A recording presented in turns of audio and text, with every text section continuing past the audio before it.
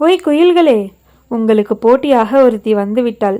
இன்று உறக்கு கூற நினைத்த மதனுக்கு அண்ணா என்ற வார்த்தை நாராசமாய் அவன் காதில் ஒலித்துவிட்டது. அவனுக்குள் சுர்ரென்று கோபம் உச்சந்தலைக்குள் ஏறி இருந்தது. அண்ணா ப்ளீஸ் தள்ளி நில்லுங்க என்று மறுபடியும் அவள் கூறிய போது வெடித்தே சிதறிவிட்டான்.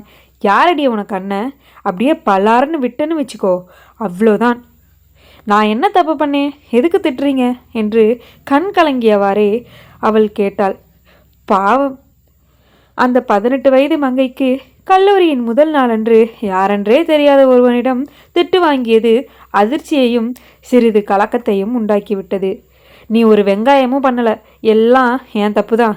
இன்னொரு தடவை அண்ணான்னு சொன்ன மூஞ்சி முவரையெல்லாம் பேத்துடுவேன் என்றவாறே திரும்பி வேக வேகமாய் எதிரில் இருக்கும் கூட்டத்தை விலக்கியவாறே படியை நோக்கி கிளம்பினான் மதன். மதனின் நிலையை கண்டு அங்கிருந்த போட்டி கோஷ்டியினருக்கு ஆனந்தம் ஏற்பட, இன்னும் சிலருக்கு நாம தப்பித்தோம் என்று ஆத்வாசப்பற்றி கொண்டிருந்தனர். டே கண்ணா இறங்குடா என்று கூறியவாறே கண்ணனின் பதிலை எதிர்பாராமல் அடுத்த நிறுத்தத்தில் வேக வேகமாய் இறங்கி எதிரில் தென்பட்ட டீக்கடையை நோக்கி நடந்தான் மதன். அவனுக்குள் கோபம் கொப்பளித்து கொண்டு இருந்தது. படுபாவி மகள் ஒரு கொடுவாளை எடுத்து கழுத்தை வெட்டியிருந்தால் கூட சிரித்தவாறே இறந்திருப்பான். ஆனால் வார்த்தையால் வதைத்து விட்டாளே என்று மனதினுள் அழுதவாறே ஒரு சிகரெட்டை பற்ற வைத்தான். என்ன மச்சி ஆச்சு என்ற கண்ணனின் கேள்விக்கு 10 நிமிடம் கழித்து பதில் கூறினான். இல்லை மச்சி, அவள் செட்டாக மாட்டா. ஏண்டா, அவளுக்கு பிடிக்கலையா? இல்லை மச்சி, அவன் என்னை அண்ணான்னு சொல்லிட்டாடா என்று தொண்டை தழுதலுக்கு கூறினான். கிட்டத்தட்ட அழுதுவிடும் நிலையில் இருந்தான். கண்டிப்பாய் வீட்டை அடைந்ததும் அவனுடைய படுக்கை கண்ணீரால் நனைய போவது உறுதி. விடு மச்சி, இவெல்லாம் ஒரு ஆள். அவன் மூஞ்ச பத்தியா, நல்ல வெள்ளை எலிக்கு பவுடர் பூசின மாதிரி குள்ள கத்திரிக்கையாட்டம் இருந்துக்கிட்டு ஓவர் சீன் போடுறா மச்சி. நான் அப்போவே வேண்டாம் விடுறான்னு சொல்லியிருப்பேன், உனக்கு மனசு கேட்காதுன்னு தான் விட்டுட்டேன் என்றான் கண்ணன்.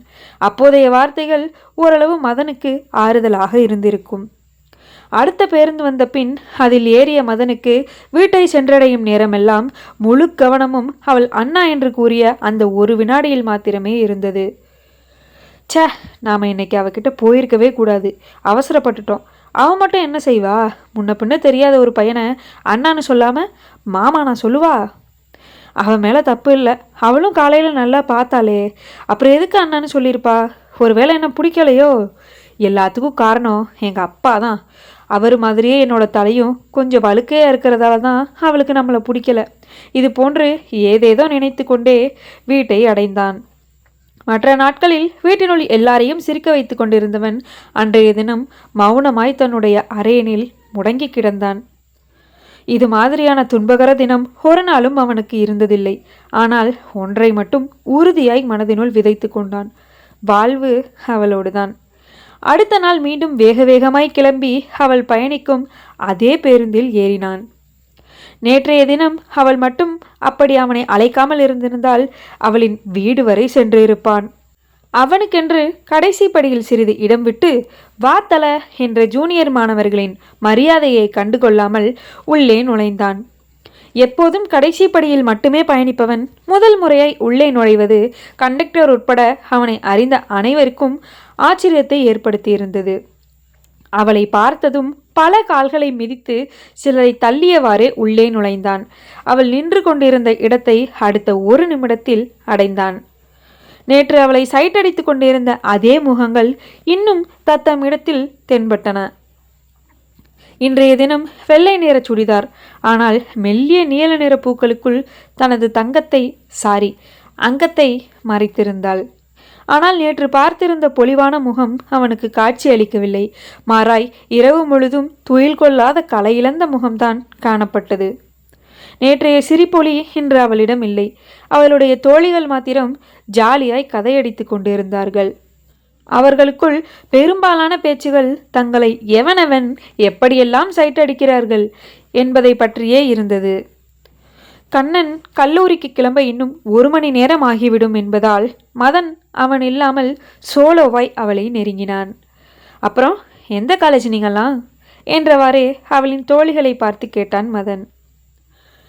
டிபிடினா, நீங்க கொஞ்சம் உடல் பூசினார் போல் அதே நேரம் வளவளவென வாயாடி கொண்டிருந்தவள் இவனின் கேள்விக்கு பதிலளித்தவாறே கேள்வியை எழுப்பினாள்.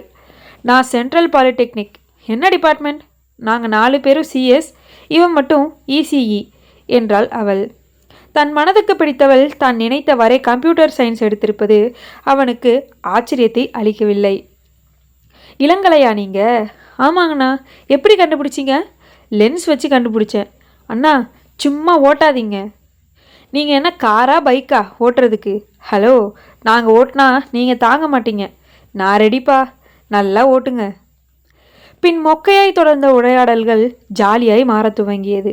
மதனிடம் வரிக்கு வரி வாயாடியவள் பெயர் மாலினி என்பதும், ஓரமாய் எலும்பும் தோலுமாய் இருந்தவளின் பெயர் வைதேகி எனவும், இன்னொருத்தி பெயர் ரம்யா எனவும் தெரிந்து கொண்டான்.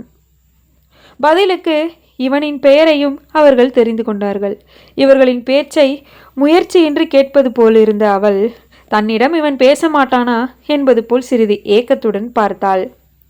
அப்புறம் மாலினி, உன்னோட பெஸ்ட் ஃப்ரெண்ட் பேரை சொல்லாமல் விட்டுட்ட என்றவாறு அவளின் மேல் தன் பார்வையை திருப்பினான். அவள் முகத்தில் சிறிது வெட்கமும் நிறைய ஆவலும் இருந்தது. ஓ, இவளா? இவ பேரு மையல்விழி என்றாள் மாலினி. அடுத்த நொடியே, ஹலோ, என் பேர் Madan, nice to meet you மையல், உங்கள் பேர் செம்மையாக இருக்கு என்றான். அவள் பதில் ஏதும் கூறாமல் தலை குனிந்தவாறே சிரிப்பை உதிர்த்தாள். என்ன, உங்கள் ஃப்ரெண்டு பேச மாட்டாங்களா? பாவம், ஊமை போல. சீச்சி, அப்படியெல்லாம் இல்லை. அவள் ஒரு பயந்தாங்கோலி, யார்கிட்டையும் அவ்வளவா பேச மாட்டா. பத்தாததுக்கு நீங்கள் வேற நேற்று அவளை திட்டி விட்டீங்க, அதான் என்றாள் மாலினி. ஹே மாலினி, நீயே சொல்லுப்பா. நீ ஒரு பையனாக இருந்து அவளை பார்த்து பேசலாம்னு நீ வர, திடீர்னு உன்னை இவ அண்ணான்னு சொன்னால் நீ என்ன செய்வ? சப்புன்னு 2 அறை விட்டுருப்பேன்னா. அடடா, நான் கொஞ்சம் சாஃப்டாக ஹேண்டில் பண்ணிட்டேன் மாலினி. நீ சொல்கிற மாதிரி 2 அறை விட்டுருக்கணும் என்ற மதனை ஒரு நொடி நிமிர்ந்து பார்த்து முறைத்தாள் மையல். அவளின் கண்கள் விடுவ அது வரைக்கும் என் கை என்ன பூ பறிச்சிட்டு இருக்குமா என்பது போல் அவனிடம் பேசியது. அதற்குள் பேருந்து நிலையம் வந்துவிட அனைவரும் இறங்கி பாய் அண்ணா என்று உதட்டின் மூலம் பிரியாவிடை பெற்று கொண்டு சென்றனர். மையல் மாத்திரம் ஒரு முறை திரும்பி பாய் என்பது போல தலையசித்துவிட்டு செல்ல மதனுக்கு மையல் மேல் காதல் மையல் கொண்டது. பாகம் 3 சந்திப்போம். நன்றி. வீடியோ நிறைய பேர் பார்க்குறீங்க, ஆனால் சப்ஸ்கிரைப் பண்ண மாட்டேறீங்க. நீங்கள் சப்ஸ்கிரைப் பண்ணி தான் என் வீடியோவை பார்க்கணும் அப்படின்லாம் நான் கட்டாயப்படுத்தலை. உங்களுக்கு பிடிச்சிருந்தா நீங்கள் கண்டிப்பாக பாருங்கள். ஆனால் வீடியோ பிடிச்சிருந்துச்சுன்னா குட்டியாக ஒரு லைக் மட்டும் கொடுங்க. பிடிக்கலன்னா கமெண்ட் பண்ணுங்கள், உங்களுக்கு என்ன பிடிக்கல அப்படின்னு. நான் கண்டிப்பாக அதை வீடியோவில் நெக்ஸ்ட் டைம் சேஞ்ச் பண்ணிக்கிறேன். பிடிச்சிருந்தாலும் கமெண்ட் பண்ணுங்கள், லைக் இல்லைன்னா கமெண்ட் மட்டும் கொடுங்க. பாய்.